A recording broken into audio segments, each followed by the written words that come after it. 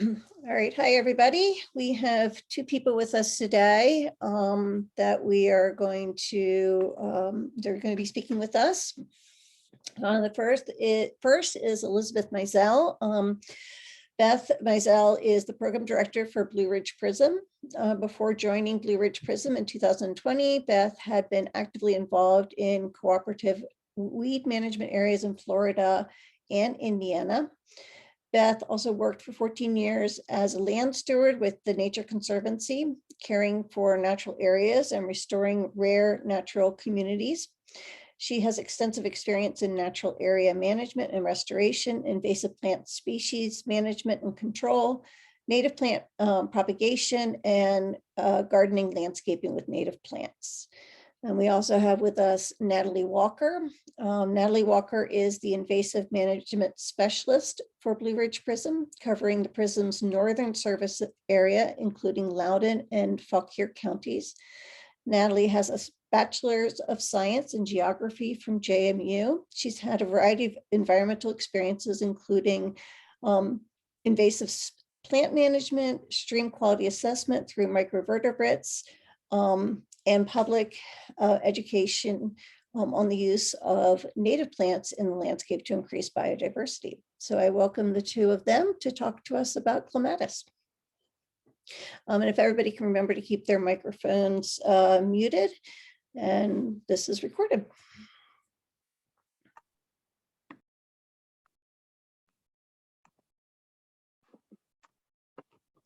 Good evening, everybody. So first, we'll talk a little bit about the natural history of Clematis terniflora, or sweet autumn clematis.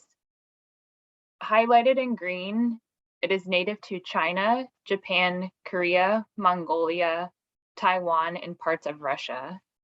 In China, it is found in forest margins, scrub on slopes, grassy areas on hills, among rocks and coastal areas at sea level to 800 meters in elevation.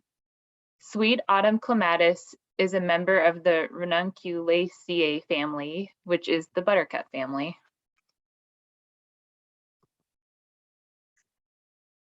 One source suggests that this vine was introduced as an ornamental plant to the US in 1877 by seeds sent to an arboretum in Boston. Another source suggests that it was introduced into the US as an ornamental vine. Sweet autumn clematis has been documented to occur in much of the eastern United States and is reported as invasive in at least 11 states, although it is probably invasive in additional states where it occurs. Not only is this plant spreading naturally, new introductions of this plant are made frequently because it is still widely sold in the nursery trade today. A quick internet search found this species for sale at Lowe's, Walmart, and many other retailers. In Virginia, Clematis terniflora is distributed across the Commonwealth, being both frequent and locally common. According to the Flora of Virginia, this plant can be found in disturbed mesic and wetland forests, old fields, fence rows, and other open or shaded disturbed habitats. It is very common in urban and suburban areas as well. It is described as being vigorous and fast-growing. Clematis terniflora prefers full sun and can tolerate part shade.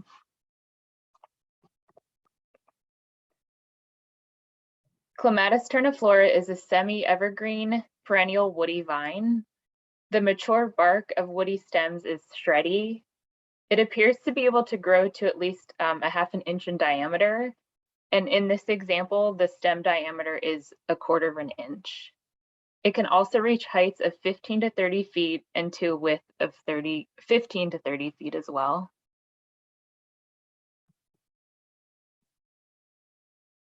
It climbs and twines using long leaf petioles and leaf rachis, attaining heights of up to 30 feet. If there is no support for climbing, the plant will spread out, blanketing the ground. The right photo shows twining around the dead stem of another plant. So the leaves are opposite in compound, having 3 to 5 leaflets. The leaflet length is 2 to 3 inches. The leaves are green, shiny, and leathery with entire margins. Some leaves can be variegated or exhibit different colors such as green and silver, as you can see on the left bottom photo. Some leaves can also have small lobes, as seen in the photo on the right.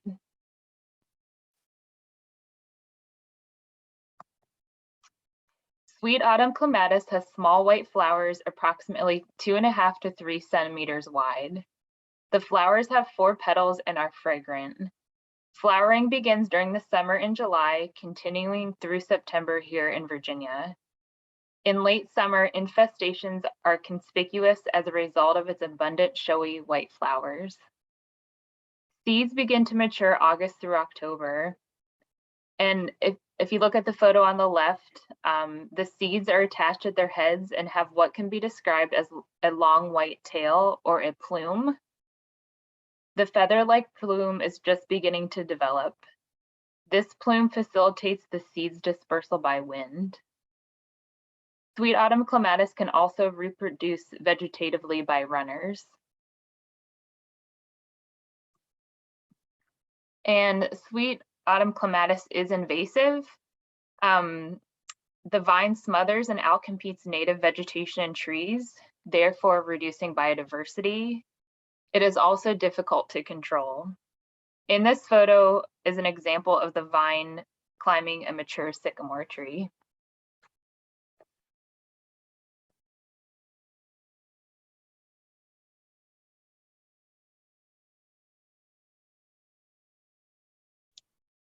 Natalie, are you ready for me to take over? Yeah. Okay, thank you. Great. So sweet autumn clematis is has a flower that's similar to the invasive, or excuse me, the native Clematis virginiana. And so it's white with 4 petals. The Clematis terniflora, the invasive clematis, could be easily mistaken from a distance. The flowers appear at about the same time during July through September. The virgin's bower, the Clematis virginiana, is found across Virginia in mesic and dry upland sites, well-drained floodplain forest, clearings, old fences, fence rows, and roadsides. So there's some overlap with the invasive clematis. It's most commonly found in the mountains. It's frequently found in the Piedmont and infrequent in the coastal plain. But you can see that it is across the Virginia from in this distribution map from the Digital Atlas of Virginia. There is another species of native clematis called Clematis catesbyana. I think I pronounced that correctly, but I'm not sure. Clematis catesbyana. It also has a similar white flower, but it's restricted to just 10 sites in the mountains. So the next slide. Yeah. So the key identification character to tell the invasive sweet autumn clematis from the native virgin's bower is to look at that leaflet margin.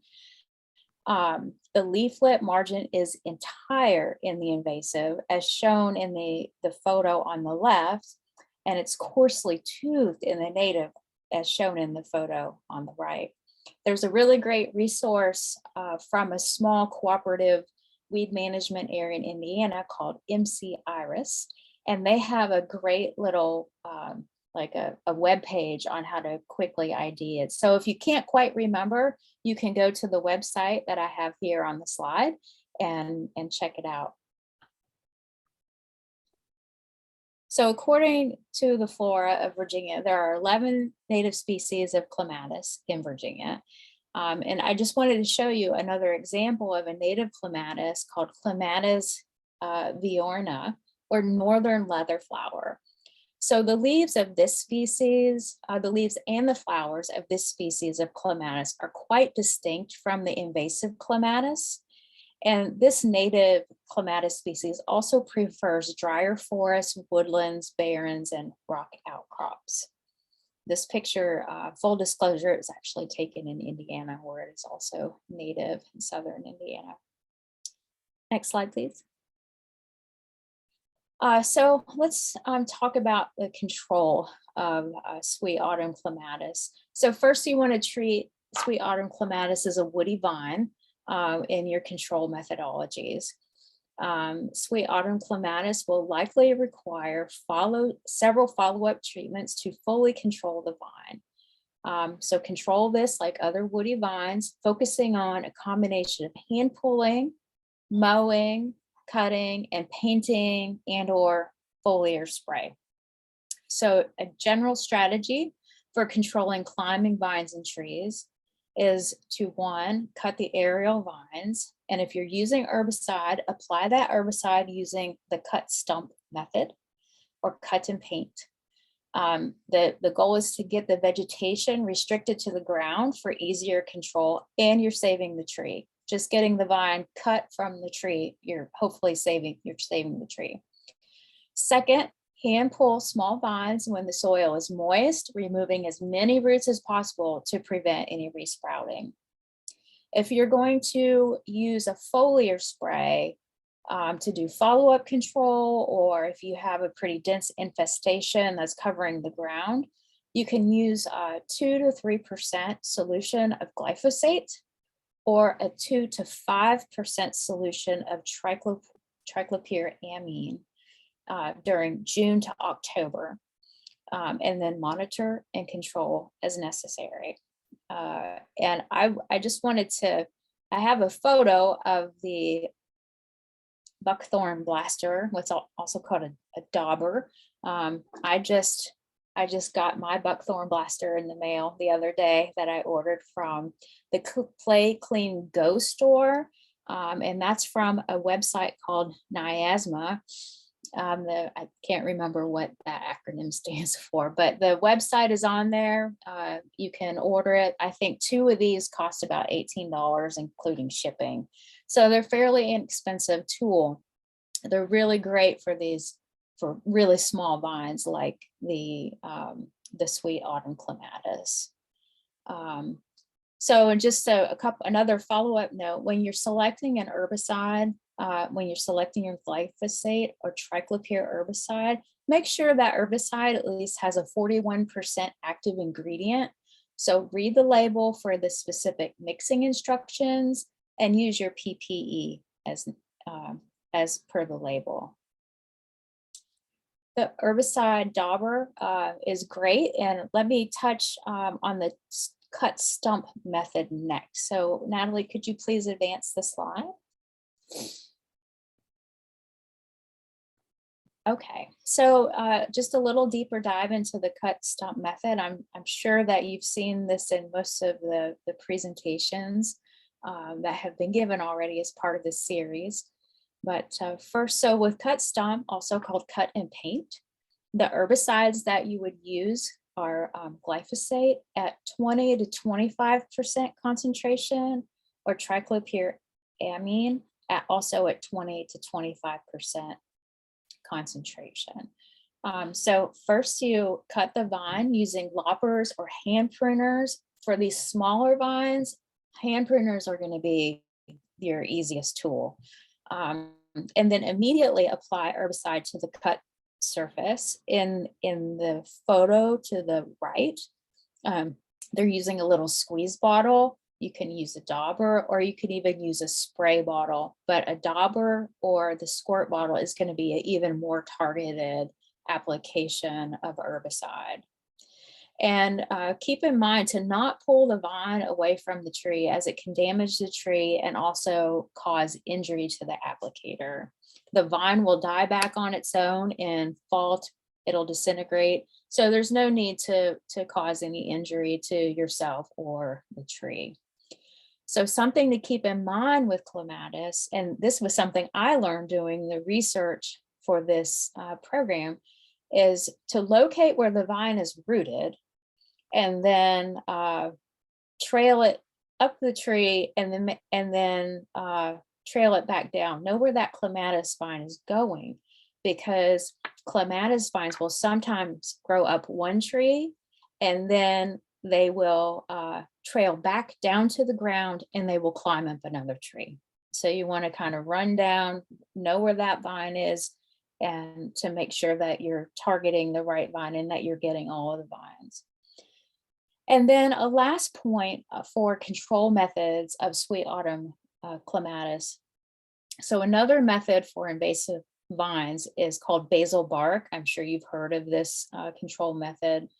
And this is a technique where you use triclopyr ester mixed with a basil oil. And this solution is applied to the bark on the lower portion of the vine. Because the diameter of the vines of the sweet autumn clematis is so small, application would be difficult. And I do not recommend this control method as it could result in a lot of non-target damage. So stick to foliar spray when needed and focus on the cut stump. And if you're not an herbicide user, just cut that vine and save the tree. You can advance to the next slide. And I'd just like to close out by telling you about Blue Ridge PRISM. We have a lot of helpful resources, including our fact sheets. We have information on herbicide safety, links to our workshop registration and more. So take a moment and check us out at www.blueridgeprism.org. You can join our mailing list to receive our newsletters, our workshop announcements, and weed alerts. We also have an upcoming field session in Charlottesville on May 22nd. So that's this Sunday. Registration details are on the website. And it is $25 to attend. But we do have openings still. And if you're interested in seeing some of this work and seeing some of these invasive vines up close and personal, and talking with volunteers, staff, and our experts from Blue Ridge PRISM, come on down to Charlottesville and see us. And we'll also be offering some additional in-person workshops closer to you later this year. So stay tuned. Natalie, could you please advance the slide? And just our references, if you all would like a copy of this presentation, I'm happy to share the slides. And I think with that, we're ready for questions. You can contact us by email, me or Natalie, and we're happy to answer your questions. And if we don't know the answer, we'll find it for you. And we're ready to take questions from the audience today. So we have two questions right now. Okay. The first I think we'll do is Sarah asked, could a refillable bingo dauber work? And I don't know what a refillable bingo dauber is.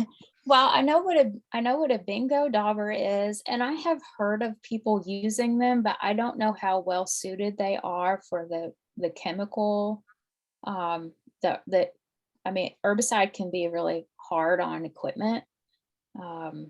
So I don't know how effective the bingo dauber is. You could certainly try it and see if it works. And if it doesn't, the buckthorn blaster is relatively inexpensive. I've never played bingo with a bingo dauber, so it could really be the exact same tool. And I just don't know. It's a good question.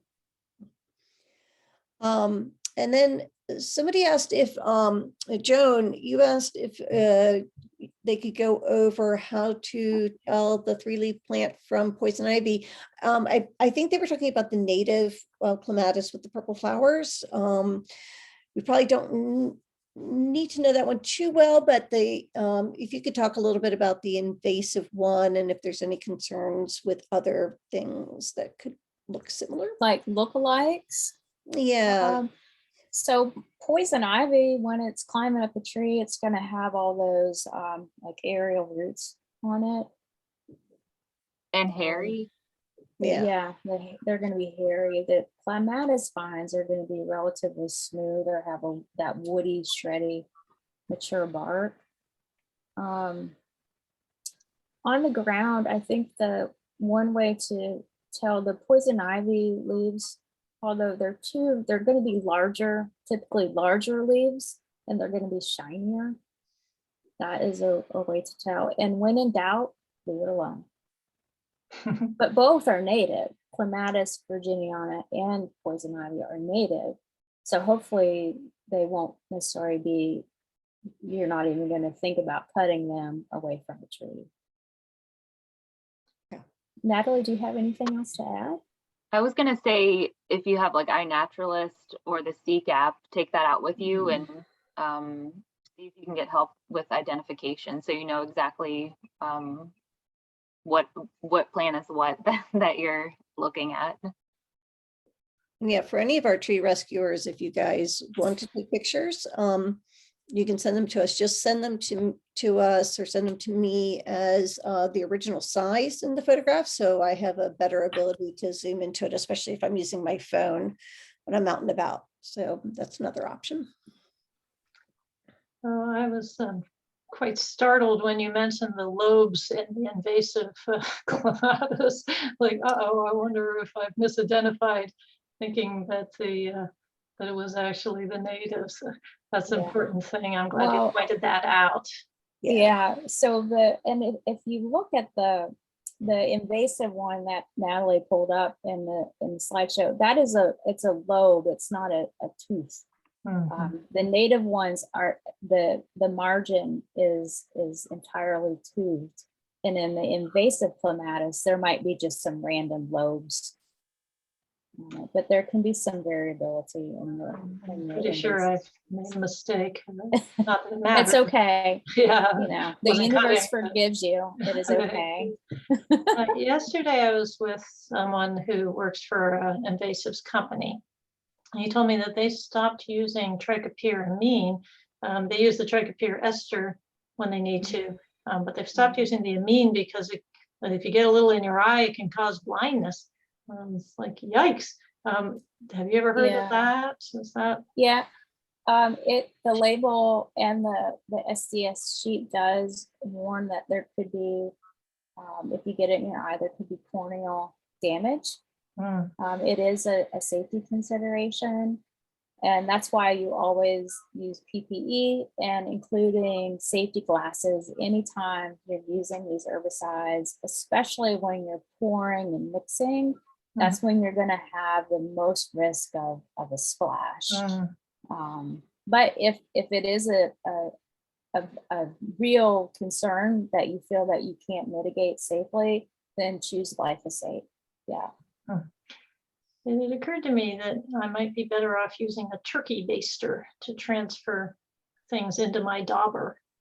That's a good idea. Just make sure that it doesn't go back in your kitchen. No, exactly. You know, that won't be an issue for a vegan. That's a good point, to always, like, any of the things that you use to apply herbicide or mix herbicide, funnels, measuring cups, always keep those separate. Don't bring them inside. Don't wash them in the sink inside the kitchen. You know, use separate equipment dedicated to herbicide use. Yeah. I just so wish they made these things in reasonable quantities that people could buy. But I know. short of Me that, too. I'll try the turkey baster next. Let me know how it goes. Yeah. Right. I wonder if anyone had any questions about our program. Thanks, Cindy. Have you guys been doing with your neighborhood brochure distributing? Who's done it so far? Jim has. Thanks, Jim. Not to the degree that I had envisioned for myself. Softball has gotten a lot in the way, but well, you know how to do it anyway. Joan, I know you have. Thanks. How's that been for you? It's actually been surprisingly well. I'm getting an echo here, sorry. Now you're on mute. Sorry, Jen, you're muted. We can't hear you. We were not bothered by the echo. No problem. Now can you hear me? Yeah, we hear you great. Can you hear me? Yes. Yes. Okay. It's gone surprisingly well. I was very afraid that I would get the door slammed in my face a lot. And it has never happened. Most people are pleasant and interested, I guess I would say. They take the materials willingly. Most of them look outside the front door to the tree I'm pointing at and say, huh, I didn't know that. I did have one person, just so that you all know, that said that if I had not handed him the brochure, but if I had just put it in the mailbox, he probably would not have read it. Mhm. So I thought that was very encouraging. Yeah, I've been just putting it on the door handle, and I'm sure it's true that people are probably throwing it out. On the other hand, I talked to one guy who told me that he just assumed it came from some government agency, and he said to himself, finally, something worth seeing on my doorknob. So that encouraged me also. I think the door is so picture heavy that it only takes people about 4 seconds to understand what it's about. So it's not a big time investment. So I really like that. Mhm. I will say that I dropped one off just the other day, and 24 hours later, it had been clipped. All right. Oh, That's take a picture, success Jim. We story. want a picture, please. Yeah. Okay. We'll put that Nice. on Facebook for sure. That's great. I would like to encourage, I need to put this in the next email that I send out, but I would love to encourage people to get pictures. Is if we can get pictures, and maybe we could put more pictures up on the website or have a picture page or something, mostly of the trees that you guys succeed in getting your neighbors to survey, or a picture, you know, if the neighbors are interested in doing the work or say yes, then they can stand next to their tree or just of the tree itself that we're saving. I would love to get some pictures. If you're working with scouts or kids, those would be great too. So I Yeah. guess we have to be careful with putting pictures of kids on. Mhm. Do we have to worry about that? Well, you need the parents' permission. Okay. And right, and if you happen across anybody who got the brochure and cut it and is willing for us to use their name and their picture, that would be really great. We'll do it in an article about them and Yeah. about the program. I just got interviewed by the Connection newspaper, so yeah, hopefully this week or next you'll be seeing it in your paper about this program. Great. There was just a op-ed in the Washington Post today about the invasive vines along GW Parkway. Oh, really? Oh, That good. one of the friends, Margaret, that you met at McLean Little League that one day, forwarded on to me. Oh, nice. It is Excellent. remarkable. You know, I'm talking to, you know, I'm looking at the demographics of this phone call, but at McLean Little League, it's all a bunch of middle-aged dads and like, yeah, I hate those invasive vines. That English ivy, it's the worst. We've got allies out there, and they love to hear they're working on it, and they say, I'd love to get out there and whack those things down. So Any chance you could put the link in the chat box? Oh, yeah, yeah, For the- that right. that Yeah, would the be cool. Washington Yeah, Post you article. have that, that'd be great. And Joan, you've been just incredible about rescuing trees. You're just clipping them all over the place. How many have Yeah. you rescued all together? Hundreds. I don't know. You know, I used to go for walks. Now I go start a walk and get X amount of feet there and find something and stop. That's great. You single-handedly have saved an amazing amount of trees. Oh, thank you, Jim. Very great. Where are we on understanding what we're allowed to do in DOT right of way? Because that's along 123. I just always want to stop my car and go get the ones in the median. Yeah, well, for Fairfax and Arlington, we have there is a procedure for getting a permit for it. You do need a permit, and they recommend that you print it off and bring it with you in case someone says, what the heck are you doing? there. But one person has already, done the application and had a couple emails and got her permit. So it is working. They're expecting people to apply for these things. So just go right ahead. And where to go for that? I will put that link in the chat. Thank you. It's on there, our website has 3 pages about rescuing trees. Trying to keep track of which is a little tough, but it's on this one where there's also the instructions for volunteering in parks and etc. So just go down to in your community, and then the last one is VDOT. Got it. So I have a question about using going to VDOT. I tried to do that, and some of the trees that I was hoping to save are already kind of falling over, and I'm a little bit concerned about them falling while people are working. Has anyone had that situation? Because I was asking if they gave me a permit, but then this was several months ago, but then I asked them, would someone come out, and we might need to bring some of the trees down before we're actually able to save the rest of them, because some of them are that far or already, kind of leaning like big time. Thoughts on that?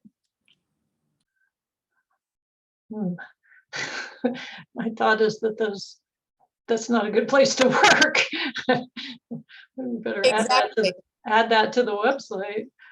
Well, I mean, the thought was that we could save the trees that are not falling yet, right? Right. But yeah. If the tree is already dead, then the advantage, obviously, as you know, the advantage of cutting the vines is we decrease seeding, but we're not saving the tree. So, but on the standpoint of what will VDOT do, I don't know that we know that. My fear will be that they may not do a whole lot, but if you can reach out to the people that gave you the permit, or if you have a contact, that would be the best thing. But yeah, I would be scared to work around that area, especially if there's wind. I think it's a good idea to talk to them about it, but I think just so that they know that people care. They've been very nice, but they're not in the position to authorize expenses, I expect. Yeah. They're just the permitting people. Correct. Yeah. And they weren't willing to come and do anything, right? Because there are trees that could still be saved. Some of them I think are dead, but others could be saved. But it's probably not a good idea to go out there. So, it sounds like they wouldn't be able to do it themselves. Be surprised. There's so many areas they need to work on.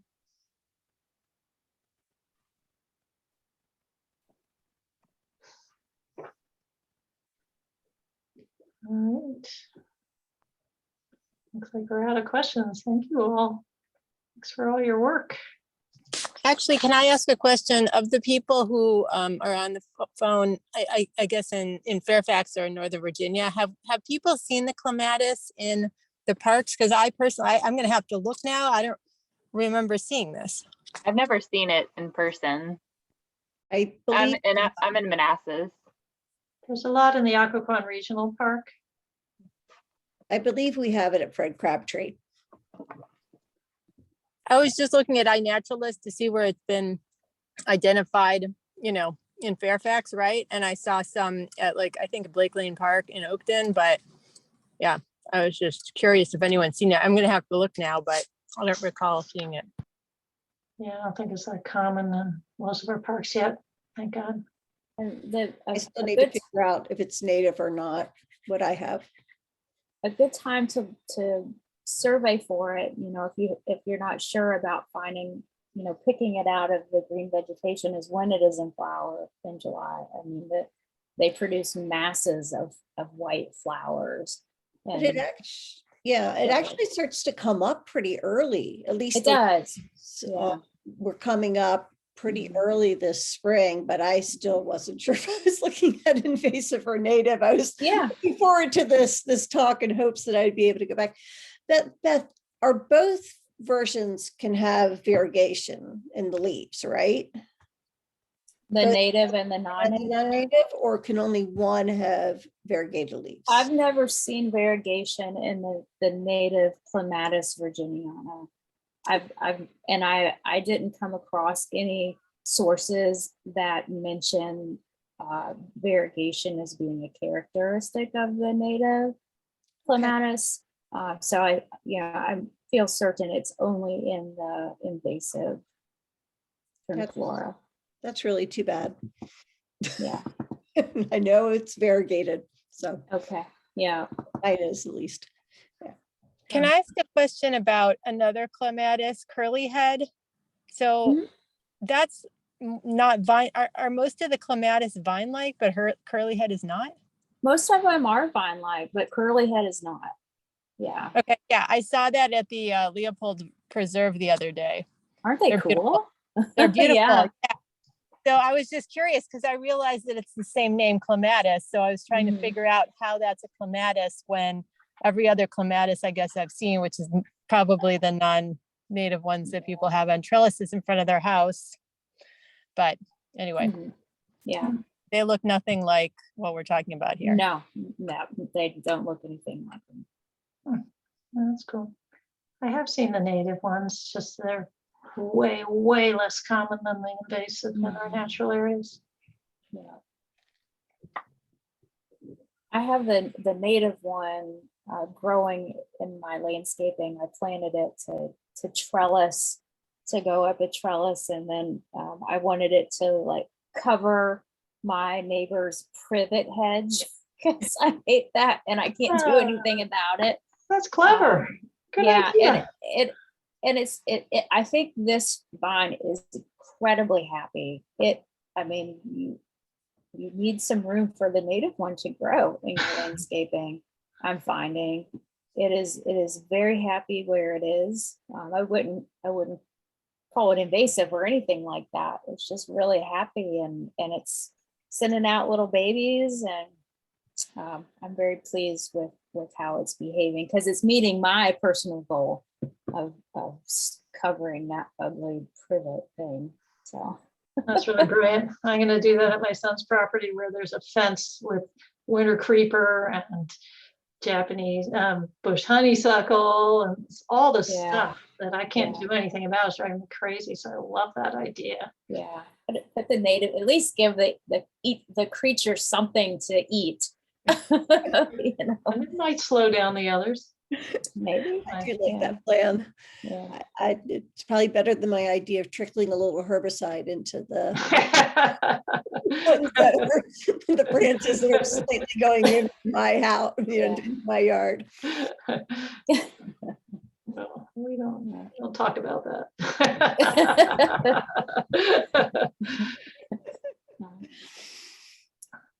We've Looks like we're done. All right.